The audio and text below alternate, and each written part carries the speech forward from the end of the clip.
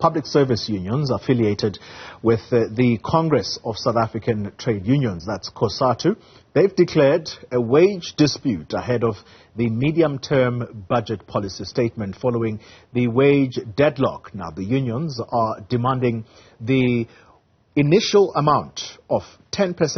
This is the wage increase they're looking for across the board. Let's get more perspective now on these demands, and we're joined by the Deputy General Secretary of Denosa, Khaya Sodidi, speaking to us from Etwane. Mr. Sodidi, thank you very much for your time. Let's start with why you are rejecting the 3% wage offer, but perhaps are maybe speaking out of turn, because at some point another union leader told us that that offer had now been withdrawn, which means there is no offer on the table. Good morning, Oli, and to Newzroom Afrika viewers. It is correct that as far as we know, the offer of 3% from the employer or government is off the table.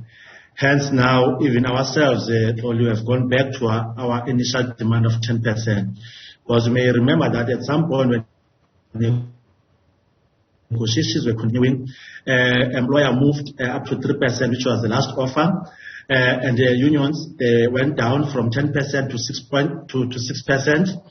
Now, what happened that last week, employer officially withdrew the 3% on the table after the draft agreement could not reach the majority of signatures. So that's why now, basically or technically, it means that we're back to square one. Employees on 0, on 10%. Yeah, the understanding, Mr. Sodidi, listening to the many conversations that have been had around this round of negotiations, is that the unions needed to come to some kind of an agreement before the finance minister tables his medium-term budget policy statement. The understanding is that that is going to be taking place this week. If you do miss this deadline to come to some kind of an agreement, what would that mean? What are the implications moving forward?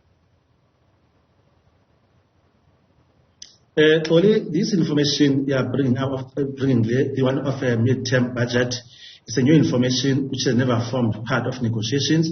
It's something came last week when employer requested a special meeting. But remember, at the same time, Toli, we're in the middle of the dispute of the salary negotiations. Now, while we are waiting for the date of the conciliation. But that's what we're waiting for now, which has actually been confirmed that it's on the 31st of October to 1st of November. Then the employer last week pulled this stance, calling a special meeting, saying that there's a mid-term budget coming. If we miss, or if they miss to effect in 3%, they've withdrawn, by the way, then the employees will lose out.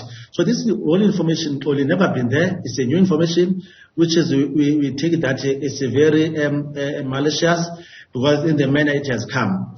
Now, our focus now is on the conciliation dates, as I've mentioned. That we declared the dispute. Now the conciliation has been set to be on the 31st of October, which is next week, and 1st of November. So that is where our focus is. As of come the mid-term budget presentation, which is on the 26th, which is tomorrow, by the way, and then that passes without implementing the 3% the employer is talking about, then we'll take it from there. Because as far as we know, as far as we are concerned, there's no 3%. The percentage was taken off the table, officially so in the council. Is it a foregone conclusion that the unions in the public sector will go and strike ultimately?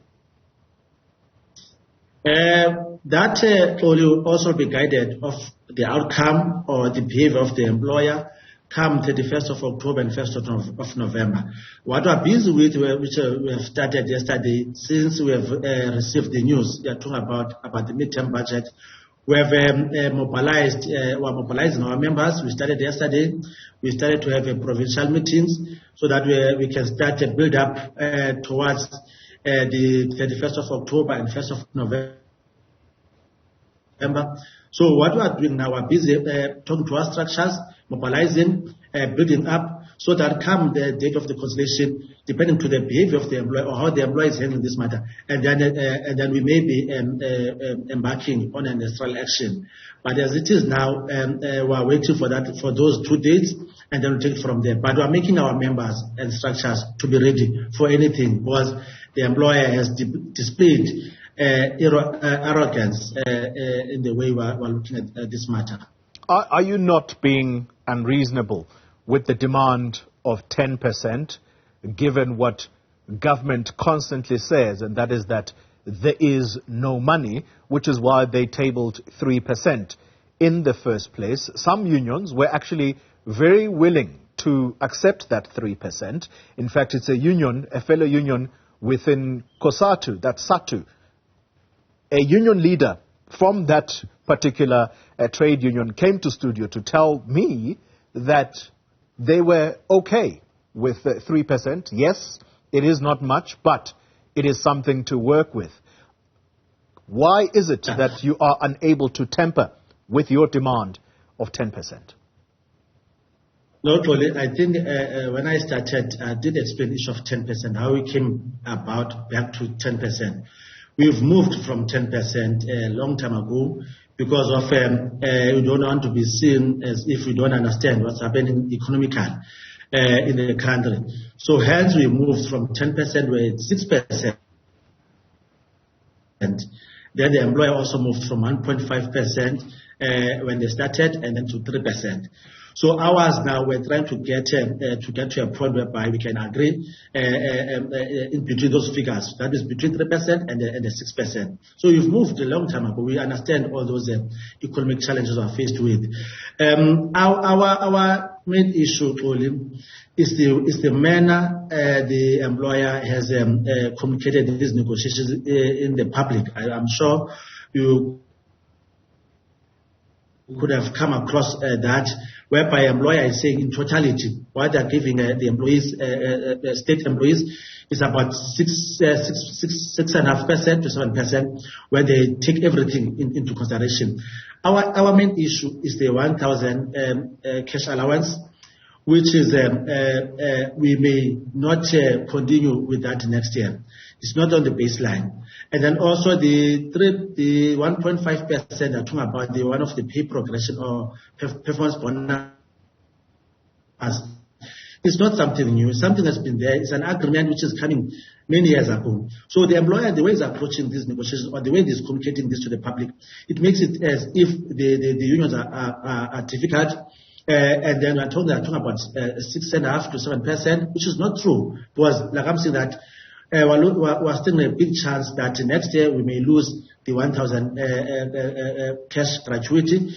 The 1.5% has always been there for many years ago. So we are focusing on the 3%. That can we improve on the 3%. So we are not being difficult or impossible or not to be seen, not understanding the economic challenges we are facing. But ours, I said, let's sit down, let's see how we can at least move from this 3%. Because remember, for a very long time, government was on 2% until we pushed them to 3%, because we're saying to them, we cannot give ministers and all other government officials 3%, and then you give state employees merely 2%. So we pushed them to that 3%. Hence they came to 3%. So I was to say that what else can you do out of this 3%? Can you at least improve it at that 3%? So we're open for negotiations, Toli. The door is not closed. Employer can come back and then we talk and then see how we move from the 3%. For those who may not know, Mr. Sodidi, you are a representative of a union that organizes in the healthcare space. The South African healthcare system is on its knees. How would you respond to someone who says, you are representing workers who are demanding more money, and yet the general public, who is your employer, by the way, by virtue of them being taxpayers, they're not getting value for money. And so why should you be entitled to such an increase?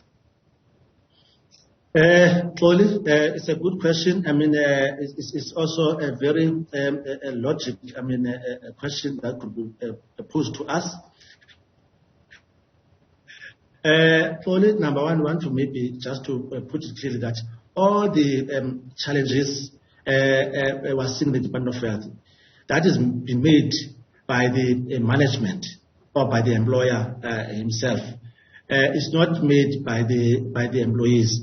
The employees only every day, I don't know how many years now, we've been marching to the National Department of Health, we've been marching to provincial departments, not demanding money or increase.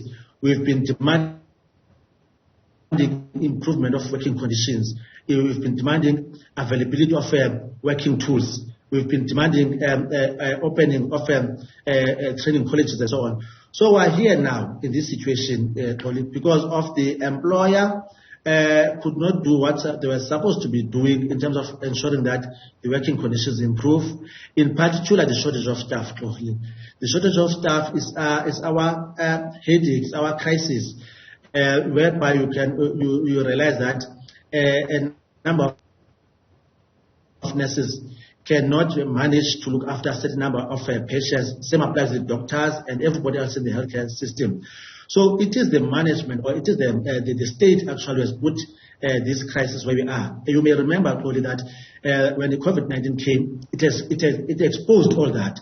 And also may remember how speedily government reacted, trying to alleviate the situation. And we appreciated that. Many nurses were hired, many doctors were hired on temporary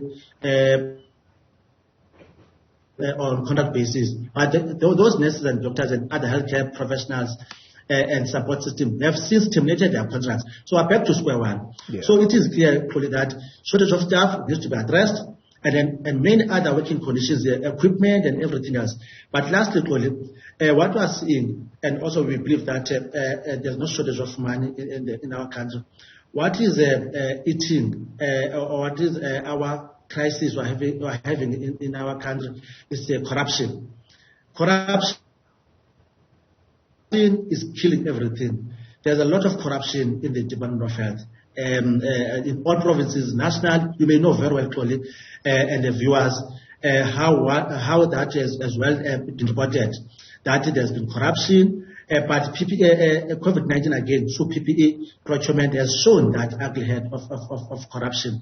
People have been caught looting the state through PPE funds and many other procurements. The case at hand now, if you may remember, is the case at Denosa Hospital, whereby the CEO is on suspension, whereby there's a lot of procurement queries happening. But we're talking about one hospital. All hospitals, big hospitals in particular, they have been affected by corruption.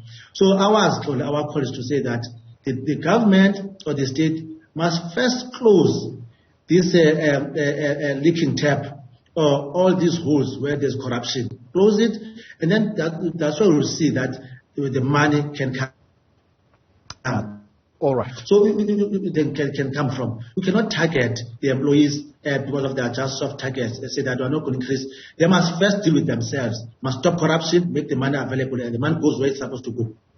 Khaya Sodidi, I cannot argue with you on the score of corruption. He is the Deputy General Secretary of Nursing Union, Denosa.